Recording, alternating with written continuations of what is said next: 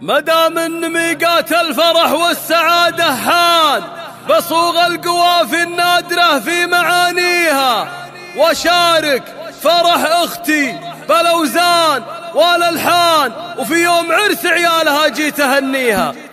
مدام ان ميقات الفرح والسعادة حان، بصوغ القوافي النادرة في معانيها، وشارك فرح اختي بالاوزان والالحان، وفي يوم عرس عيالها جيت اهنيها. وبصدق شعور الود من خالة العرسان لهم، فهذا اغلى التباريك اهديها، وهي بنت قوم العز ما مثلها انسان بالطيب والوقفات محد يساويها، اصيله يرجح قدرها كفة الميزان باهي بها، وافخر ليها بطاريها. وفي يوم عرس عيالها محمد وسلطان علينا السعادة اليوم تبسط اياديها، عسى فالهم سعد وخير مدى الازمان، وارواحهم دايم تحقق امانيها. هذا محمد اللي للكرم والعطاء عنوان، وسيرته بين الناس بالفخر نرويها، فعوله تنومس والشهامة لها عنوان، وافعاله الجزلات ما ظن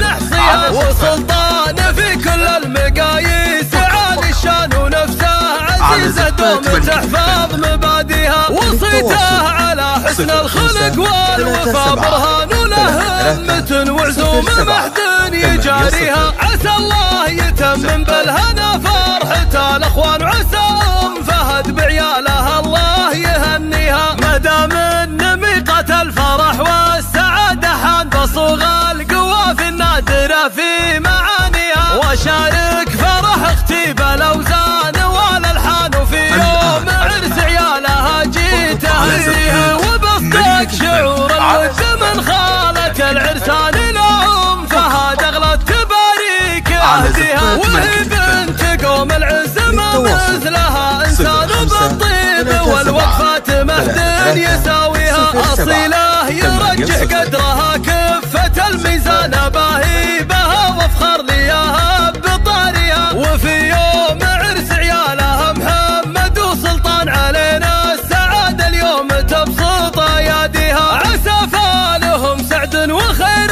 مدى الازمان، وارواحهم دايم تحقق امانيها. هذا محمد اللي للكرم والعطاء عنوان، وسيرته بين الناس بالفخر نرويها، فعوله تنومس والشهامة لها عنوان، وافعاله الجزلات ما ظن نحصيها، وسلطان في كل المقاييس عالي الشان، ونفسه عزيزة دوم تحفظ مبادئها، وصيته على حسن الخلق والوفا برهان، وله همة وعزومة محد يجاريها. عسى الله يتمم بالهنا فرحة الاخوان، وعسى فهد بعياله